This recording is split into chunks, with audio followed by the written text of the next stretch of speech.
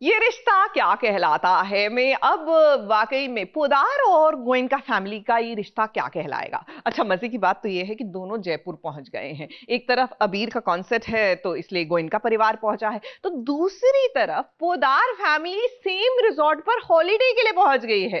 अब ये हॉलीडे होने वाली है बहुत ही धमाकेदार, ये बात तो पक्की है।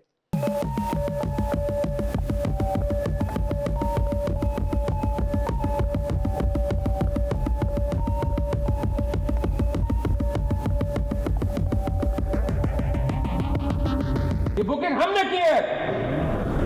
जयपुर आपकी प्राइवेट प्रॉपर्टी नहीं है मनीष जी। हम इसी होटल में रहेंगे और सबसे बड़े स्वीट मैनेजर आपकी स्वीट का बर्थडे गिफ्ट हम आपको दुगना। हम 3 गुना देंगे और हम 4 गुना, मैं 5 गुना। मुकाबले के लिए तैयार हैं दो दल। एक ओर को अबीरा ने संभाला है केवल 3 खिलाड़ियों के साथ। दूसरी तरफ अरमान ने अपनी टीम की बागडोर संभाली है कई खिलाड़ियों के साथ। इन दोनों को देख के लगता है यहां सिर्फ एक ही नहीं बल्कि अनेकों खेल खेला जाएगा, जिसमें टशनबाजी, झड़पबाजी, तानों की बौछार, बोल बचन, एक दूसरे पर पैसों का रौब दिखाना, ऐसे कई तमाम खेल हैं जो खेले जाएंगे।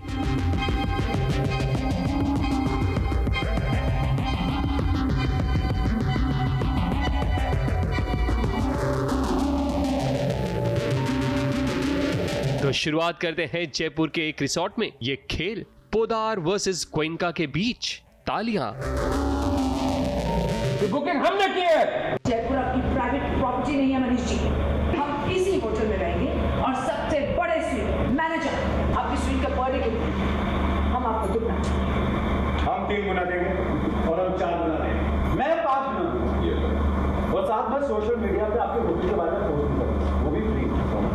ये स्वीट इनको नहीं मिलना चाहिए बस। बात दरअसल ये है कि अबीरा और उसकी फैमिली आई है अबीर के कॉन्सर्ट में जो जयपुर में होने वाला है। वहीं अरमान और उसकी फैमिली आई है छुट्टियां मनाने उसी जगह पर। अब जहां दोनों फैमिली हो वहां टशनबाजी ना हो, ऐसा भला कहां हो सकता है। अब मेरे यहाँ रहने का मन भी नहीं कर रहा है, चलिए कहीं और चलते हैं। वेलकम हुआ, उसके बाद गोयनका जी का ग्रैंड वेलकम हुआ है जो हमें बिल्कुल पसंद नहीं है, क्योंकि हमें पता ही नहीं था कि ये लोग आ रहे हैं। और स्पेशली अभी अपने पूरी गैंग के साथ आए हैं और विच दादी सा डजन लाइक। तो देखिए आगे क्या होता है। चिपक गए कि छोड़ते नहीं हमको, हम जहाँ जाते हैं वहीं पहुँच जाते हैं लोग। अब बच्ची को यहाँ लेके आए, यहाँ भी पीछे पीछे पहुँच गए, फिर तलवार अपनी तेज़ करके आते हैं लोग। हर वक्त लड़ने के लिए तैयार रहते हैं, ज़बान भी तेज़ है इनकी, छोड़ती नहीं हमारा पीछा। क्या करें बताइए। ये देखिए ज़रा, देखिए। आपने कुछ सुना? अबीरा का आना तो तय था क्योंकि उसे अपने भाई के कारण आना ही पड़ा, मगर अरमान तो जानबूझकर अपने परिवार को लाया है ताकि वो अबीरा को मना सके। अब उसके पास दिन बहुत कम बचे हैं क्योंकि दादी साहब उसे कुछ ही दिनों की मोहलत दी थी ताकि वो अबीरा को मना ले या फिर वो अबीरा को छोड़ दे। अरमान अबीरा को मनाने की पूरी कोशिश कर रहा है, लेकिन अरमान ने रिश्तों में इतने कांटे बिछा दिए हैं कि अब गुलाब की अहमियत ही ना रही। ये लोग आए अबीर के कॉन्सर्ट के लिए और हम आए इनके लिए, तो अब यहाँ पे कुछ ना कुछ तो अच्छा ही होगा। 6 दिन बचे हैं। एक दिन तो मैंने दादी से बोला बढ़ा दो, क्योंकि ट्रैवलिंग में चला गया पूरा, तो कुछ नहीं हो पाया उस दिन। तो अब होपफुली एक दिन की मोहलत और मिल जाए। मैं तो आना भी नहीं चाह रही थी। मैंने बोला था कि मेरी लॉयर्स की एक वर्कशॉप है, दिल्ली जाना है, बट मुझे कन्विंस करके मुझे यहाँ ले आए। बट पोदार्स को देख के ऑब्वियसली मूड ऑफ हुआ और ऐसा लग रहा है कि अरमान ने जानबूझ कर किया होगा। और मुझे ऐसा लगता है कि हम मूव ऑन नहीं कर पाएंगे अगर ऐसे ही मिलते रहे तो। बट मुझे नहीं पता है कि इनका और सुरेखा जी का प्लान था। वो तो भला हो अरमान का, वरना इस होटल से अबीरा के परनानू और अबीर जाने ही वाले थे, मगर सुरेखा जी के साथ अरमान ने साठ गांठ कर ली है, जिसके कारण अबीरा के घर वाले मान गए इस होटल में रहने के लिए।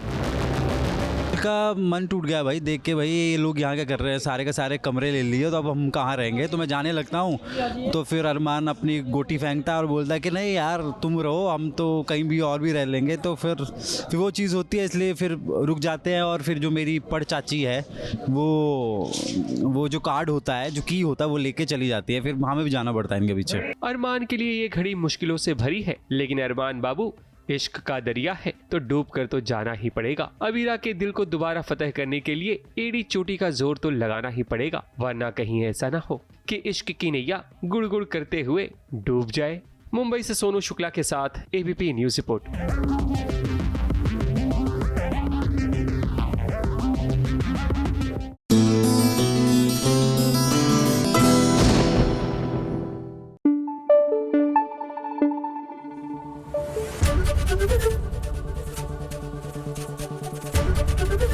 एबीपी न्यूज आपको रखे आगे।